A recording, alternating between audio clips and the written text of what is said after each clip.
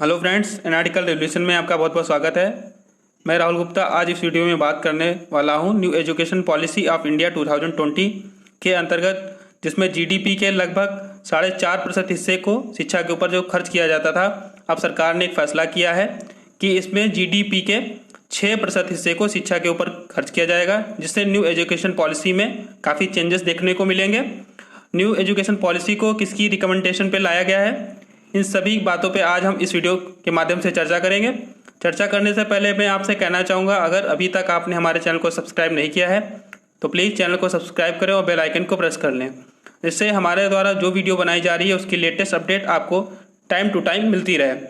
Friends, आप हमें इन social media handle पर फॉलो कर सकते हैं, जिनमें इंस्टाग्राम, फेसबुक, टेलीग्राम और अन्य सोशल मीडिया हैंडल जिनके नाम और लिंक आपको दिए गए हैं। आप इनके लिंक पर जाकर हमारे चैनल के साथ जुड़ सकते हैं और हमारे चैनल को सब्सक्राइब कर सकते हैं।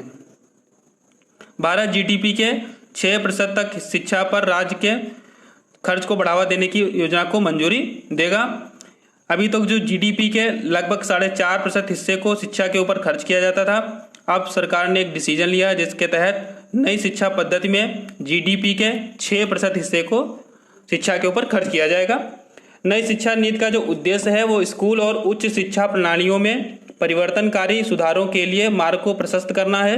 यह नीति 1986 में 34 वर्षीय राष्ट्रीय शिक्षा नीति की जगह लेगी। जो अभी तक शिक्षा नीति चल रही थी वो 1986 की चल रही थी, अब उसकी जगह पे 2020 में जो नई शिक्षा पद्धति आई है वो स्थान लेगी। नई नीति का जो लक्ष्य है 2030 तक स्कूली शिक्षा में 100% सकल नामांकन अनुपात GER के साथ पूर्व माध्यमिक से माध्यमिक स्तर तक शिक्षा को सार्वभौमिकरण करना है, ये इसका लक्ष्य है। राष्ट्रीय शिक्षा नीति 2020 वर्ष 1968 और 1986 के बाद स्वतंत्र भारत की तीसरी शिक्षा नीति होगी। जो ये राष्ट्रीय शिक्षा नीति 2020 लॉन्च की गई है, ये 1968 और 1986 के बाद तीसरी शिक्षा नीति है जो लॉन्च की जा रही है स्वतंत्रता के बाद। इसके मुख्य बिंदु क्या है, आइए नहीं जानते हैं। राष्ट्रीय शिक्षा नीति 2020 में शिक्षा की पहुंच, समानता, गुणवत्ता, वहनीय शिक्षा और उत्तरदायित्व जैसे मुद्दों पर विशेष ध्यान दिया जाएगा। नई शिक्षा नीति के निर्माण के लिए जून 2017 में पूर्व इसरो अध्यक्ष डॉक्टर के कस्तूरीरंगन की अध्यक्षता में एक समिति का गठन किया गया था। इस समिति ने मई 2019 में एक राष्ट्रीय शिक्षा नीति का मसौदा प्रस्तुत किया था और इसी मसौदे के आधार पर नई शिक्षा नीति को लागू किया गया है। नई शिक्षा नीति 2020 के तहत केंद्र व राज्य सरकारों के सहयोग से शिक्षा क्षेत्र पर देश की जीडीपी के 6% हिस्से के बराबर निवेश का लक्ष्य रखा गया है। जो अभी तक लगभग जीडीपी के 4.5% हिस्से पर शिक्षा का निवेश हुआ करता था, अब उसे बढ़ाकर जीडीपी के 6% हिस्से पर कर दिया गया है, जिसमें नई शिक्षा पद्धति नीति लागू की गई है। इस शिक्षा नीति में छात्रों में रचनात्मक सोच, तार्किक निर्णय और नवाचार की भावना को प्रोत्साहित करने पर बल दिया गया है। ये थे इसके मुख्य बिंदु इस शिक्षा नई पद्धति के।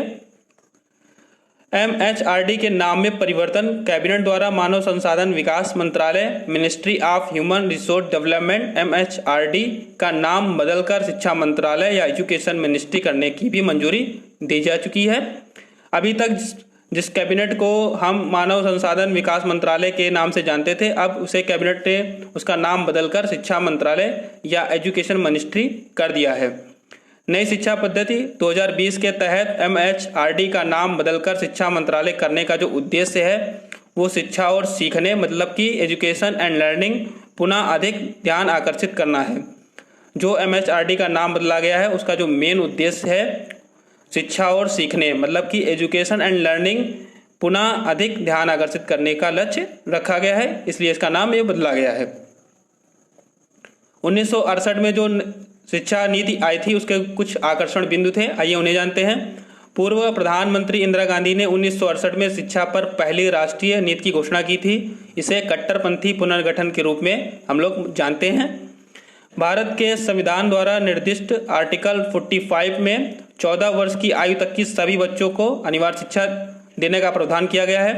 क्षेत्रीय भाषाओं के सीखने पर भी अधिक ध्यान दें, इसका एक पॉइंट था इस नीति का। नीति ने प्राचीन संस्कृत भाषा के शिक्षण को भी प्रेरित किया, जो भारत की संस्कृति और विरासत का एक अनिवार्य हिस्सा है। 1968 में जो शिक्षा नीति आई थी उसमें प्राचीन संस्कृत भाषा के शिक्षण को भी प्रेरित किया गया था, और जिससे क्या भारत की संस्कृति और विरासत का ये अनिवार्य हिस्सा थी, इसीलिए संस्कृत भाषा को इसके शिक्षण को प्रेरित किया गया था। 1968 के एनपीए में राष्ट्रीय आय के 6% तक शिक्षा खर्च में वृद्धि भी शामिल थी, जिसमें कोठारी आयोग की कमेटी ने बताया था 1968 में कि एनपीई की जो 6% जीडीपी का जो 6% हिस्सा है वो शिक्षा पे खर्च किया जाए, ये उन्होंने इसमें बताया था। आइए जानते हैं 1986 में जो शिक्षा नीति आई उसके आकर्षण बिंदु क्या थे। मई 1986 में शिक्षा पर नई राष्ट्रीय नीति प्रधानमंत्री राजीव गांधी द्वारा पेश की गई थी, जैसा कि पहले जनवरी 1985 में घोषित किया गया था। 1985 में पहले ही ये शिक्षा नीति घोषित की जा चुकी थी प्रधानमंत्री राजीव गांधी जी द्वारा। इसका जो उद्देश्य है वो असमानताओं को दूर करना और शिक्षा के अवसरों को समान रूप से सभी के लिए प्रदान करना था। इस नीति का मुख्य उद्देश्य महिलाओं, एसटी और एससी समुदाय सहित सभी को अध्ययन के लिए समान अवसर प्रदान करना है। इसका दूसरा पॉइंट है 1986 की शिक्षा पद्धति का। ग्रामीण भारत में जमीनी स्तर पर आर्थिक और सामाजिक विकास को प्रोत्साहित करने के लिए भारतीय नेता महात्मा गांधी के दर्शन पर आधारित ग्रामीण विश्वविद्यालय मॉडल के रूप में भी नीति को मान्यता दी गई है। जो 1986 में राष्ट्रीय शिक्षा नीति आई थी उसे भारतीय नेता जो हमारे महात्मा गांधी जी के दर्शन पर आधारित ग्रामीण विश्वविद्यालय मॉडल के रूप में भी जाना जाता है। नई शिक्षा नीति 2020 की खास बातें जो अभी लॉन्च की गई है उसकी खास बातें क्या हैं, आइए जानते हैं। बोर्ड परीक्षाएं मॉड्यूलर रूप में हो सकती हैं। मल्टीपल एंट्री और एग्जिट सिस्टम में पहले साल के बाद सर्टिफिकेट और दूसरे साल के बाद डिप्लोमा और तीसरे या चौथे साल के बाद डिग्री दी जाएगी। इसमें सभी उच्च शिक्षा संस्थानों, कानूनी और मेडिकल कॉलेजों को छोड़कर एकल नियामक यानी कि सिंगल रेगुलेटर द्वारा होगी। नई शिक्षा नीति के अनुसार विश्वविद्यालयों और उच्च शिक्षा संस्थानों में प्रवेश के लिए आयोजित होने वाली जो आम प्रवेश परीक्षा है यह परीक्षा एनटीए यानी नेशनल टेस्टिंग एजेंसी द्वारा कराई जाएगी। स्कूल पाठ्यक्रम को मेन कॉन्सेप्ट से कम किया जाएगा।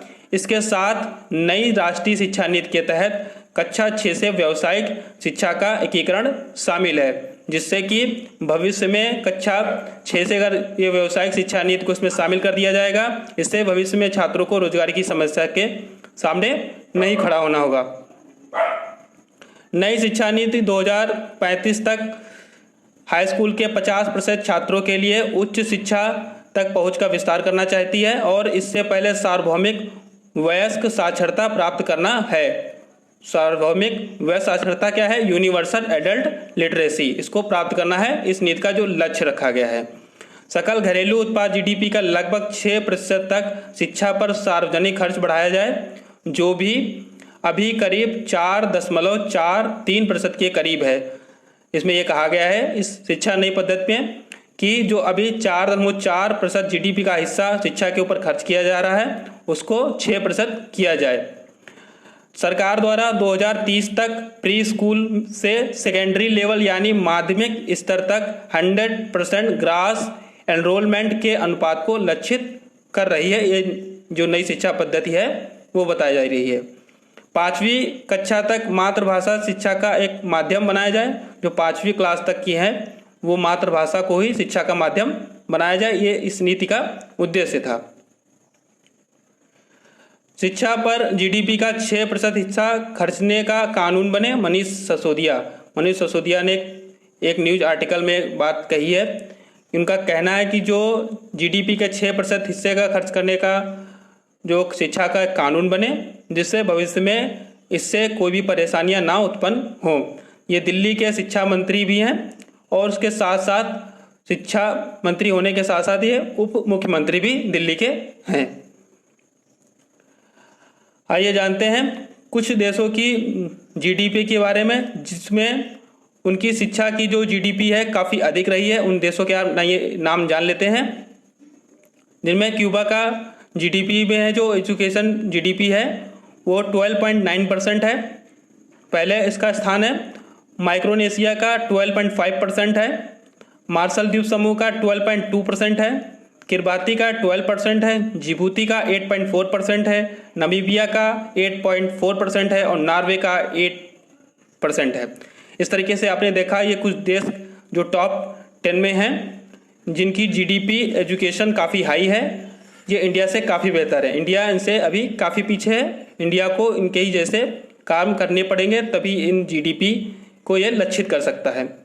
फ्रेंड्स, तो ये थी जानकारी जो मैंने आपको दी। उम्मीद करते हैं हमारे द्वारा बताए गए फैक्ट आपके लिए उपयोगी साबित हो।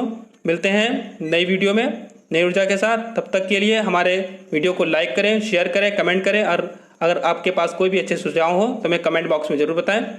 तब तक के लिए धन्यवाद।